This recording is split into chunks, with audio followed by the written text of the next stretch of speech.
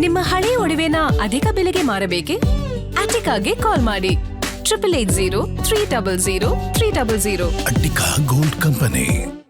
ಇದೇ ವಿಚಾರಕ್ಕೆ ಸಂಬಂಧಪಟ್ಟಂತೆ ನಮ್ಮ ಮೆಟ್ರೋ ಬ್ಯೂರೋ ಹೆಡ್ ಉಲ್ಲಾಸ್ ಅವರು ಒಂದು ವಾಕ್ಥ್ರೂ ನಡೆಸಿದ್ದಾರೆ, ನೋಡೋಣ ಬನ್ನಿ.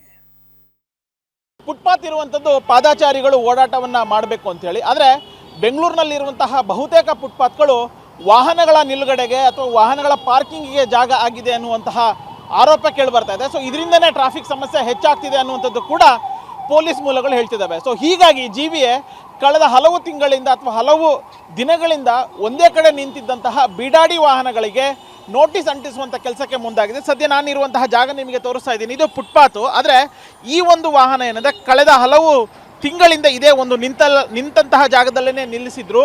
ಸೊ ಹೀಗಾಗಿ GBA ವತಿಯಿಂದ ಈಗ ನೋಟಿಸ್ ಅಂಟಿಸುವ ಕೆಲಸಕ್ಕೆ ಈಗ ಮುಂದಾಗಿದೆ. ಸೊ ನೋಟಿಸಲ್ಲಿ ಏನಿದೆ ಅಂದರೆ ಬೆಂಗಳೂರು ಕೇಂದ್ರ ನಗರ ಪಾಲಿಕೆ ನೋಟಿಸು, ನಿಮ್ಮ ವಾಹನವನ್ನು ರಸ್ತೆ ಅಥವಾ ಪಾದಚಾರಿ ಮಾರ್ಗ ಅಥವಾ ಸಾರ್ವಜನಿಕ ಸ್ಥಳದಲ್ಲಿ ಅನಧಿಕೃತವಾಗಿ ನಿಲುಗಡೆ ಮಾಡಿರುವುದು ಕಂಡು ಬಂದಿದ್ದು, ಇದರಿಂದ ಸಾರ್ವಜನಿಕರು ಅಥವಾ ವಾಹನ ಸುಗಮ ಸಂಚಾರಕ್ಕೆ ಅಡಚಣೆ ಉಂಟಾಗುತ್ತಿರುವುದು ಗಮನಿಸಲಾಗಿರುತ್ತದೆ. ಈ ನೋಟಿಸ್ ನೀಡಿದ 7 ದಿನ ಒಳಗಡೆ ನಿಮ್ಮ ವಾಹನವನ್ನು ತೆರವುಗೊಳಿಸಲು ಸೂಚಿಸಲಾಗಿದೆ.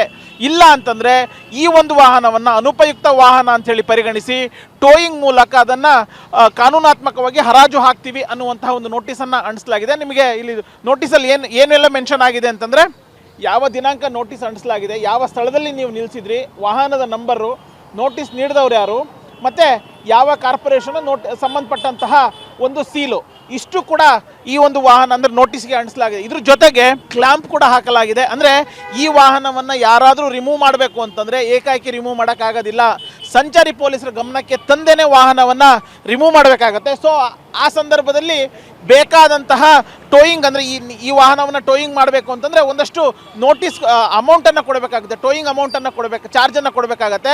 ಸೊ ಆ ಕೆಲಸಕ್ಕೆ ವಾಹನ ಮಾಲೀಕರು ಮುಂದಾಗಬೇಕು. ಹೀಗಿದ್ರೂ ಕೂಡ ಅಂದರೆ 7 ದಿನ ಆದರೂ ಕೂಡ ಈ ಒಂದು ವಾಹನವನ್ನು ತೆರವು ಮಾಡಲಿಲ್ಲ ಅಂತಂದರೆ ಆಟೋಮೆಟಿಕಲಿ ಈ ವಾಹನ ಅನುಪಯುಕ್ತ ವಾಹನ ಅಂತ ಹೇಳಿಬಿಟ್ಟು ಪರಿಗಣಿಸಿ ಇದನ್ನು ಟೋಯಿಂಗ್ ಮಾಡ್ತಾರೆ.